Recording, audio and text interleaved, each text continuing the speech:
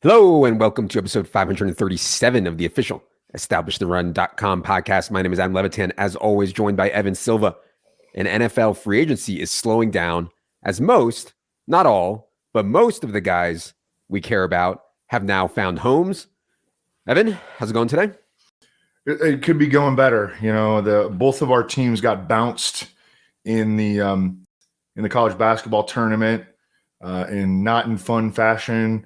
Marquette's best player got injured and did like nothing in the game, was like an actual liability on the court. And I know Penn State was winning late against Texas, wound up choking it away. Aaron Rodgers is not yet officially a Jet. DeAndre Hopkins is still a Cardinal. We've got some movement that we are anticipating happening that has not happened yet, but absolutely free agency has slowed down considerably. Yeah, the guys that I think we're still waiting on include the guys Evan said, and then also Mecole Hardman, Odell Beckham, Kareem Hunt, I think could make an impact somewhere. So we'll have an eye on that. On today's show, we're going to discuss and examine the free agent moves that happened since we last recorded. We last recorded Thursday, March 16th. Today, we are recording Tuesday, March 21st, around 2 p.m. Eastern. So we'll talk about the moves that have happened since the 16th, what it means for both fantasy and real life. At the end of this show, stay tuned. We will rank our 5 biggest fantasy winners of free agency so far. Before we get into it, I want to remind everyone that major season is coming up in golf. Masters starts April 6th. Our golf product includes the industry's best projections for golf, best ownership projections, also live shows and articles from our team. You can check out the details in the golf tab on the site if you're getting set for the Masters. Also, reminder that best ball season never stops. Our friends at Underdog have already launched the big board, that $1 million tournament for the 2023 season. Our rankings for that are up and adjusting for everything that we talk about today. We also pushed a big dynasty update this week. Also, if you're a dynasty bro, you want to check out the rankings. Those are updated now. Anyways, for the Underdog big board, if you don't have an account yet, use promo code ETR at UnderdogFantasy.com. They'll give you a $100 matching sign-up bonus. That's promo code ETR at UnderdogFantasy.com. Oh, and for the golf bros out there, there is majors only best ball on Underdog as well. Big tournament there, 100K to first. Our rankings for that tournament are live on the golf tab as well. All right, let's start with a trade here, Evan. Brandon Cooks goes from the Texans to the Cowboys in exchange for a couple late round picks. Texans will also be paying some of Brandon Cooks' salary this season. Now, Brandon Cooks will turn 30 in September. He was bad last season, and maybe there's some excuses for why he was bad that we can get into. But I think the headline here is that the Cowboys realized they screwed up letting Amari Cooper go. They realized Michael Gallup maybe overpaid and not the same player he was pre-ACL, and maybe not good enough, period. And they desperately need to upgrade at wide receiver. And so they try to correct their error by making this trade for Brandon Cooks. What do you think about the deal and how much Brandon Cooks has left in the tank for the Cowboys? Yeah, he's a player that, I don't know. I'm tempted to give him a pass for last year. He was really good the year before. The quarterback play in Houston was really problematic. We know that he was disgruntled last year to the extent that it almost seemed like he quit on the team. Definitely. To an extent. And they couldn't trade him because his contract was just like highly preventative. He's 29, 30, in that range at this point. But I think he's definitely a guy that the Cowboys were smart to take a swing on because, again, this free agent wide receiver market, the incoming college wide receivers, just not impressive in either case. So they needed to go out and get somebody. We knew that. And I think that he's worth taking a swing on. Absolutely. We're going to see Michael Gallup and Brandon Cooks play on the outside in Dallas, and CeeDee Lamb, of course, their power slot receiver. Yeah, and we'll get to Dalton Schultz here in a second, but you're opening up a bunch of targets as well with Dalton Schultz departing and getting replaced by Brandon Cooks to soak up those targets. I'm also tempted to give Brandon Cooks a pass for last year, mostly because he was mega tilted at the organization. Like, he was pissed. He didn't want to be there. They didn't trade him. The quarterback play was awful. Like Evan said, the offense was awful. I thought Brandon Cooks was like totally checked out, and it wasn't like he quit on the team. He literally quit on the team. He didn't show up for like 2 games.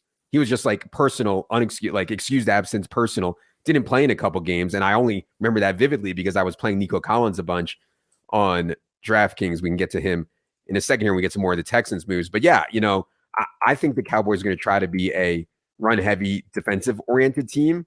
But with Cooks, Gallup, and CD, I think it's reasonable. It does leave them a bit thin at tight end, and we'll get to the Dalton Schultz stuff in a second here.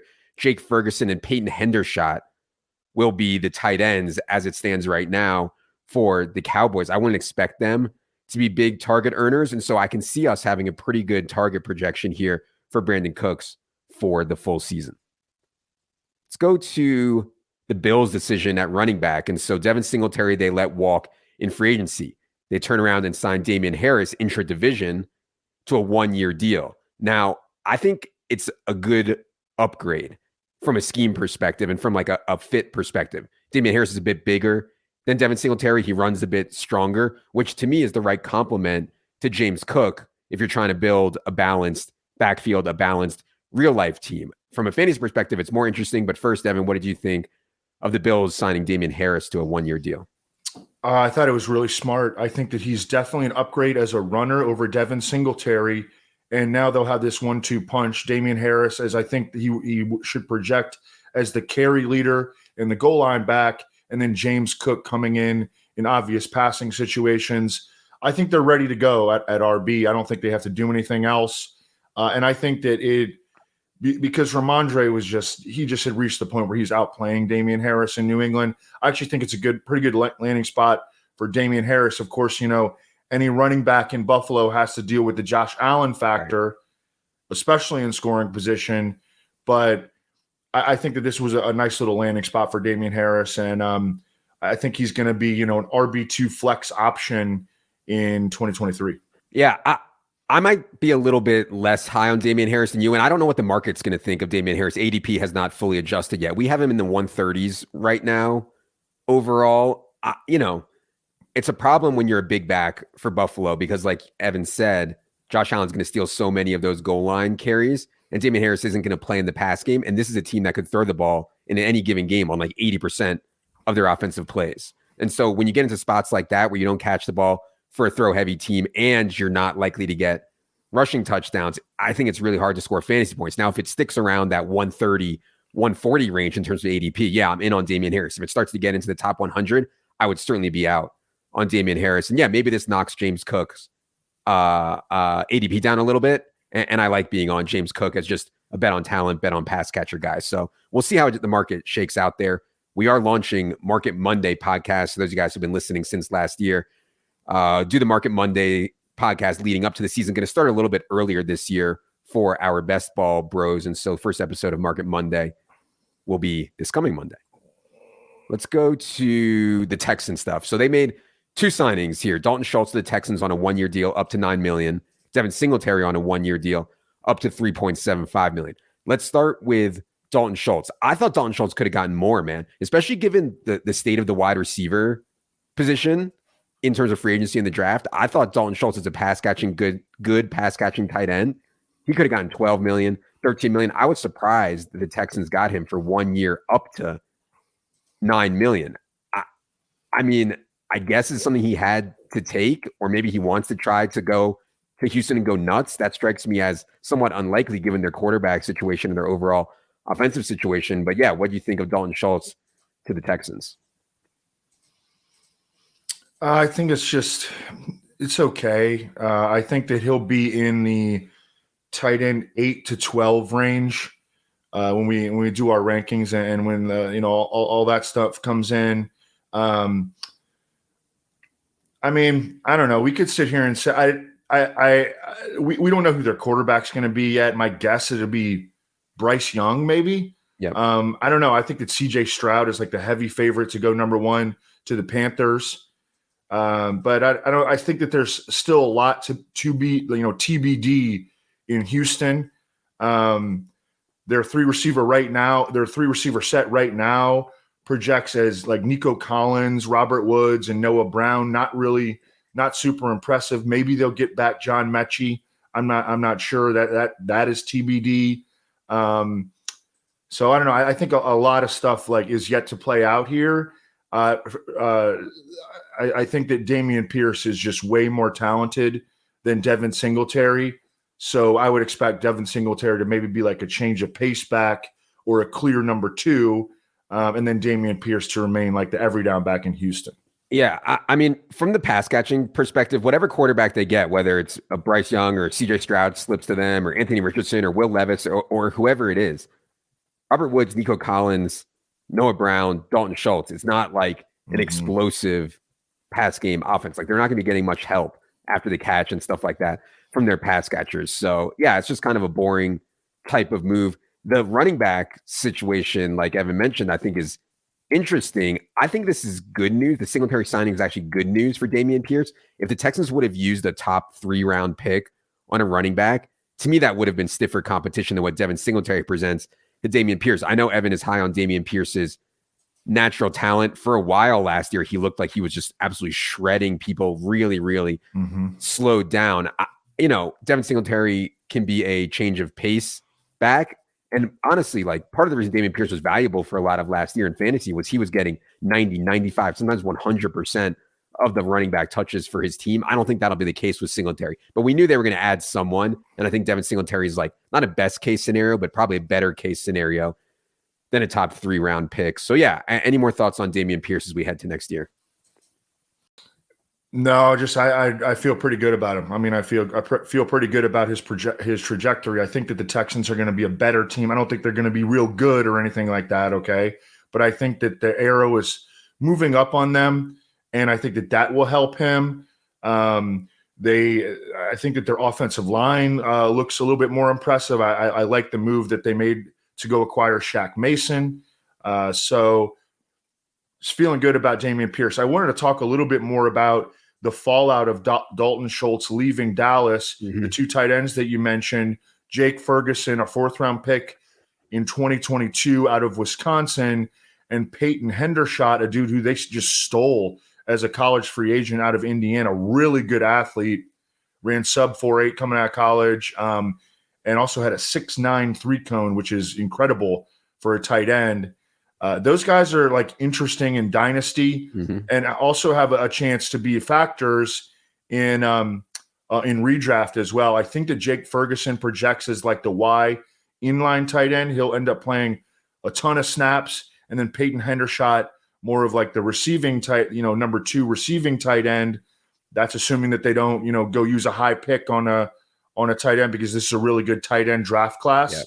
But the way that it looks right now, these guys are, names to keep in mind at the very least. Yeah, for sure. My first thought was those guys would be good for showdown slates in DFS, because like these tight ends catch a touchdown, you break a showdown slate. I'm not sure the volume will be there for those guys, but yeah, we'll be talking about some of these like tight end 3 options in 3 tight end builds for best ball. And I could certainly see those guys getting into the mix there. Let's go to Adam Thielen. This one surprised me, man. Adam Thielen to the Panthers. 3-year deal, 3 years, $25 million with $14 million guaranteed. It's effectively like 2 years, $18.25 million is what the deal actually is. This guy turns 33 in August. His yards per route run has gone down each of the last 5 years. In 2018, it was 2.10, then 2.08, then 1.86, 1.63, and last year, 1.08, which is truly, truly horrific. Now, you can say his yards per route run is going down because Justin Jefferson is soaking up so much, and TJ Hawkinson was soaking up so much. I mean, that's part of it. Earning targets, you're less capable of earning targets as your skills diminish, and you're not able to get open as easily. So I don't know, man. Feels like the Panthers are just like grasping at straws to me, and whoever they take at number 1, if Adam Thielen's going to be like your number 1 receiver, you're asking so much out of your quarterback. What do you think of Adam Thielen to the Panthers? I think that monetarily he benefited from the weakness of the free agent wide receiver and college incoming prospects, like just the weakness of the wide receiver market across the board. And I also think that Carolina felt desperate. We talked about it on our last series of podcasts, where their pass catcher core is just, Laviska Shenault, Terrace Marshall. They got Preston Williams. You remember him from Miami? They went out, they signed Hayden Hurst. I mean, they're just kind of throwing stuff at the wall and hoping it sticks. They do have a lot of money, and they can afford to go overpay a guy. I think that's what they did here Yeah. I'm not expecting big things out of Adam Thielen in Carolina. He had an awesome career, okay? Awesome career, but he's clearly deep into the back nine of that. My instinct is that DJ Chark's agent kind of played this out somewhat perfectly because teams have money and they're desperate for wide receiver help. And DJ Chark is like the best one available. I could see the Panthers dumping a bunch of money on DJ Chark here, more money than maybe it was originally expected on him. But yeah, I hope they get whoever they take the number one pick, some more weapons. When you give up on CMC and you give up on DJ Moore, the cupboard is bare, and replacing with 33-year-old Adam Thielen, I would say, is not going to work out if he tries to be the number one wide receiver. Speaking of not working out, I still don't understand why the Dolphins franchise tagged Mike Gesicki last year. I mean, they clearly had no intention of using him. He just didn't fit the Mike McDaniel scheme.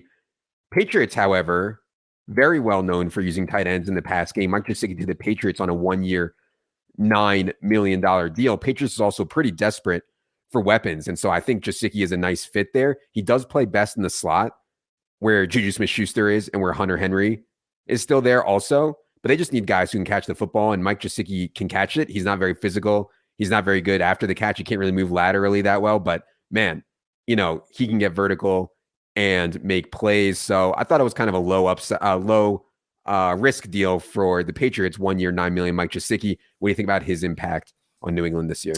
Yeah, and I think that when the people that look at the contract looked at it, it's like not even close to $9 million. I think it's more around like $4.5 or $5 million. He's going to go to New England and he's going to play behind Hunter Henry, I think. So from a fantasy perspective, I'm not real excited. I think that his upside is just be like a role player in New England. Not the greatest fantasy landing spot.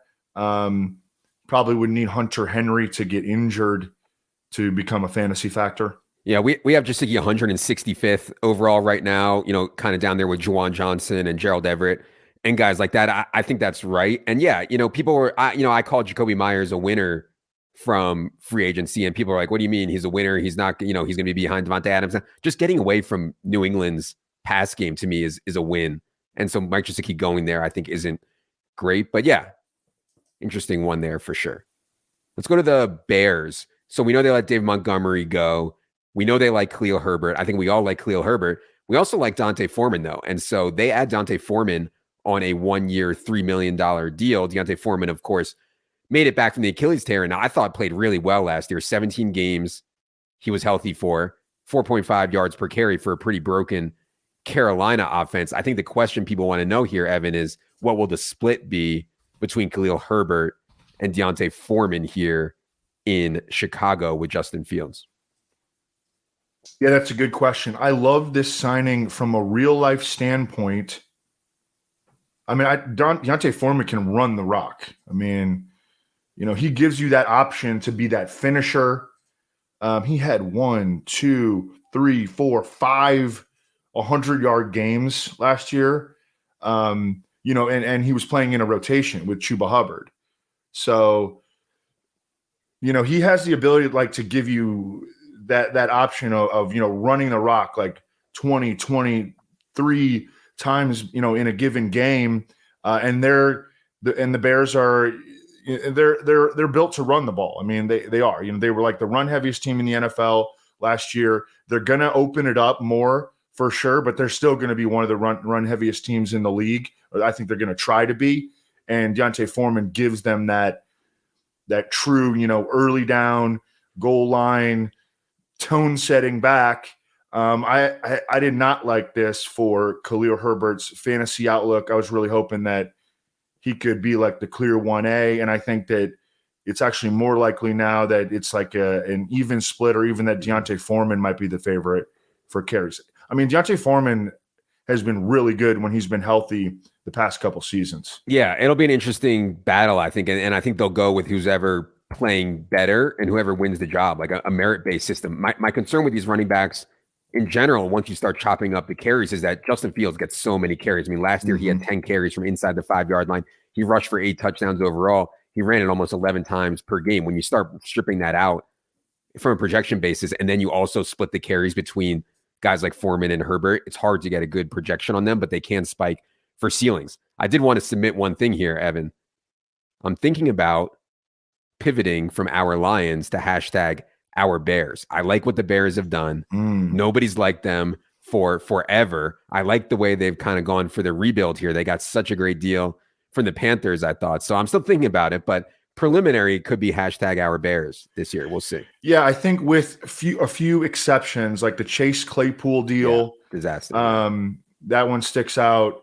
And Ryan Poles has made a ton of moves since he's taken over as GM, and I like 85% of them. Yeah. I cannot, living in the Chicago area, I cannot become a Bears fan. That would be so lame.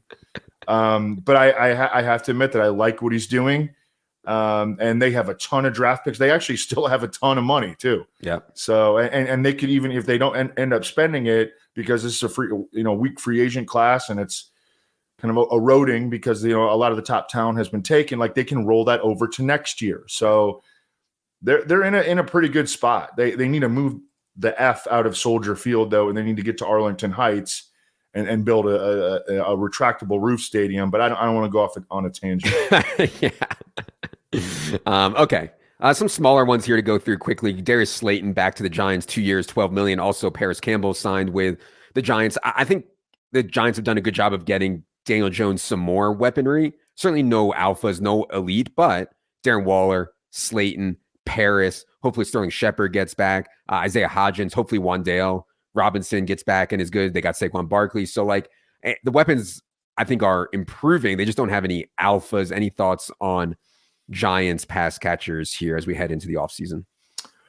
Yeah, they're just kind of doing the best they can. And I mean, I get it, cheap, reasonably cheap deals for these guys. They've got, a bunch of guys that have played, a good number of snaps in the league at this point, which they didn't have for a long time, or for the vast majority of last season.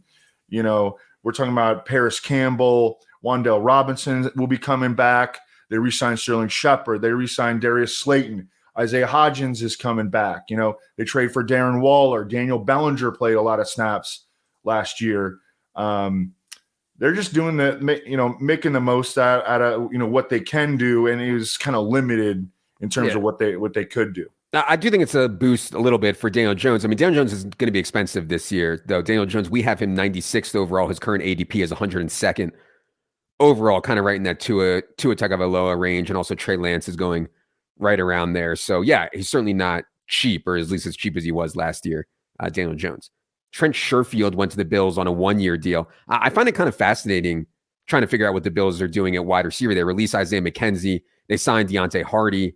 They signed Trent Sherfield. Obviously, they have Steph Diggs and Gabe Davis. I still like Khalil Shakir the best, but they've added Hardy. And I thought Hardy looks like a McKenzie replacement, and McKenzie played a ton last year.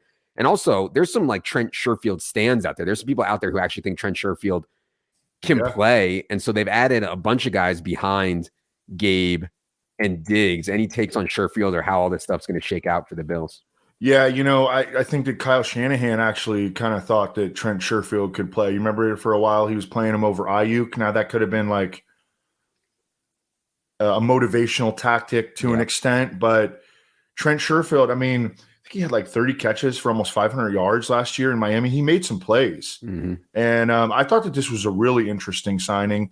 If the Bills give him a legitimate chance, I think he could end up being an inconsistent, but a guy who kind of pops up every few games or so. Gabe Davis did not tear the cover off in a major opportunity last year, and I would agree with you that on Deontay Hardy, who, by the way, he's 5'7", okay, but he's really good with the ball in his hands. I mean, this is a guy who was the best return man in the league when he was a rookie, and I really like that move. I think that he has a definite chance to be an upgrade on Isaiah McKenzie. Yeah, I do think that Gabe Davis will still play every snap. To me, it's interesting what the rotation will be like between these other guys. And that's something I think we'll be watching throughout the summer. Shakir versus Sherfield versus Hardy, and how all these guys are going to be used, just because the Bills throw so much and they're in 3 and 4 wide receiver sets so much. So it's still very, very interesting. Mack Hollins to the Falcons on a 1-year deal. not a big deal, likely the number 2 wide receiver opposite Drake London, but really we know the number 2 guy should be Kyle Pitts. They also have Jonnu Smith now. It's just another big, tall wide receiver in Mack Hollins to the Falcons here. I don't think this is much of an impact, but do you have any reaction to the Mack Hollins 1 year to Atlanta? I would just say that it fits the Arthur Smith profile. Arthur Smith loves to pound the rock, and they still have a major question at the quarterback position. And Mack Hollins can block. He's a big physical. He's like 6'4", 220. And he can get out there and block on the perimeter. So I have extremely low box score expectations for Mack Hollins. Yeah. And it's just, but I think it makes sense from a real life standpoint. Last one here for all my XFL bros out there. Donald Parham remains in the NFL. Donald Parham goes back to the Chargers. Looks like something around 2 years, $2.7 million. Just depth behind Gerald Everett, and I think they still have Trey McKitty as well. But yeah, before that really severe concussion, it felt like Donald Parham was coming on. And maybe I just have rose-colored glasses on because I've loved Donald Parham ever since he played for Dallas in the XFL right before the pandemic. But yeah, I think Donald Parham has a chance to make plays if he can sustain health for this team. It's just very, very crowded there, which is the issue. But yeah, it's crowded, and these guys, and Trent Sherfield kind of fits into the same box too. And we talk about it, from time to time, like these guys that are undrafted or, go late in the 7th round, they're just it's just really hard for them to ever get like a sustained opportunity because the teams didn't invest in them. They didn't have to invest almost anything in them. And that's just how it kind of works in the NFL. I mean, it's really hard for the UDFAs and the 7th round picks to get extended opportunities. Yeah. I mean, even Austin Eckler, if he would have been drafted in like the 3rd round, he'd already have made like 50 million plus. Instead, he's not, because his first contract, he made like no money. And then he had to accept a raise, which turned out to be under market. But anyways, I digress. All right. Before we get out of here, a lot of people have asked us, for a quick synopsis. In other words, you haven't been paying attention that much. You just want a quick synopsis. Who are the biggest fantasy winners of free agency so far? And I'm not going to mention Garrett Wilson here because the Aaron Rodgers deal is not done yet. But once that is done, Garrett Wilson clearly a big winner, just getting a big quarterback upgrade. But anyways, actual winners from free agency, top 5 here. I'll read them off. Mine off here, Evan. You can feel free to disagree wherever you see. Number 5, I would say Darren Waller. We have Darren Waller 91st overall right now. Just the target competition is going to be so much lighter for him in New York than it was in Las Vegas. So I think Darren Waller comes in at number 5 there for me. He's right in that like Evan Ingram range for us at tight end. And he's been a little bit enigmatic over the last couple seasons. Feels like a little bit of an underachiever just in terms of his talent. But he goes to the Giants, and he's clearly right now the most talented pass catcher on that team. So, yes, I would agree that he's a winner.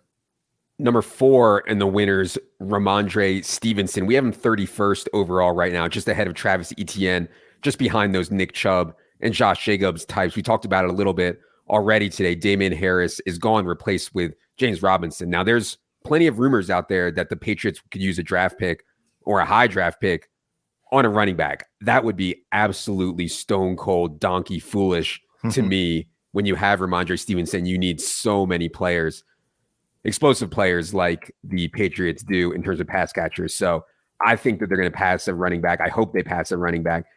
But yeah, Ramondre Stevenson just earned the job over Damien Harris. And James Robinson is a guy who was given up on by the Jets, was given up on by the Jaguars, did not get very much money from the Patriots. And so this is Ramondre Stevenson's backfield now. Yeah, and I mean, they drafted 2 running backs last year. Yeah. So I'm optimistic that, we're not going to see Ramondre Stevenson face any more stiff competition. Number 3 biggest winners in free agency from a fantasy perspective, Rashad Penny. We have him 112th overall, kind of in that A.J. Dillon, Jamal Williams range. I'm personally tempted to have him higher than that. I know the contract is really bad, and you could look at the contract 2 ways. You could say, listen, he has like no guaranteed money. They can cut him. He might not even make the team. On the other hand, he's so cheap. As long as he's healthy, why would they cut him? I mean, why would you cut a guy who's making such little money and has as much talent as Rashad Penny has. And it's a team fit. Like, he fits so well in their scheme, and it's a team need after they let Miles Sanders go. So I'm tempted to be more aggressive than we generally are as a company right now on Rashad Penny. But yeah, number 3 biggest winner there, Rashad Penny. Mm-hmm. Yeah, I mean, he's going to face competition in Philadelphia for work. Absolutely. Boston Scott is back. Kenneth Gainwell, I think the trajectory is up on him. I think the Eagles love that guy. I mean, sometimes they would play him a lot last season in specific games. So it's not a clear runway for Rashad Penny, but I think he's still the best runner on the team. And man, that team can absolutely run the rock. Jason Kelsey's coming back. I mean, they're going to make another run at this thing. The Kelsey brothers have a podcast, by the way, for you guys who haven't heard it. And they actually talked about the Boston Scott Giants thing. And Travis asked Jason, do you think Eagles coaches go out of their way to get Boston Scott touchdowns against the Giants just because that's the narrative and it's fun and it's funny? And Jason Kelsey was like, yes, 100%. I think they do go out of their way to get Boston Scott touchdowns against the Giants. So take that for what it's worth. I don't know if it's true or not, but podcast is cool if you guys haven't checked it out. It's great. I would like to know the reasoning behind that. Is there why, man? Why? He went on to say that coaches or players believe that certain players match up with certain teams or certain defenses, and maybe they think Boston Scott matches up at the goal line well against the Giants. I mean, I think it's irrelevant. Miles Sanders would get in there just as well as Boston Scott would, but what do I know? Yeah. Well, the Giants have some really big dudes up in the trenches, and Boston Scott is kind of small and slippery. I don't know. Now we're really getting into the narratives and the speculation. Number 2 biggest winner in fantasy from free agency is David Montgomery. When you play for Chicago, it's hard to score a lot of rushing touchdowns because the offense isn't very efficient, and Justin Fields steals so many rushing touchdowns and goal line opportunities. The Lions, however, have such a good offense and such a good offensive line, and their quarterback, Jared Goff, does not run at all. And so that's how you get Jamal Williams scoring 17 freaking rushing touchdowns in a single year. Not that David Montgomery is going to score 17 rushing touchdowns, but we have him 66th overall now. We would have had him way lower than that on Chicago. David Montgomery we have right now kind of around Najee Harris, a little bit behind Najee Harris and Aaron Jones. I mean, he's going to have major opportunity. And like we've talked about, I just don't think the team likes DeAndre Swift. And so if DeAndre Swift touches the ball 7-8 times a game, that leaves a ton for David Montgomery and a ton of valuable touches. So pretty big winner, I think, is David Montgomery. Agree. And I think we also agree that the Lions have just kind of, their diagnosis of DeAndre Swift as a player is that he's like a change of pace back. Yeah. And so David Montgomery, I think, definitely projects as the lead back there. Lions are bringing back all 5 starters on the offensive line and a bunch of key reserves. And they just re-signed Graham Glasgow, who used to be a starter for them, went to Denver, kind of flamed out as a big ticket free agent. But, they've got all their starters back and they've got depth on the O-line. And we know that Dan Campbell likes to run the rock.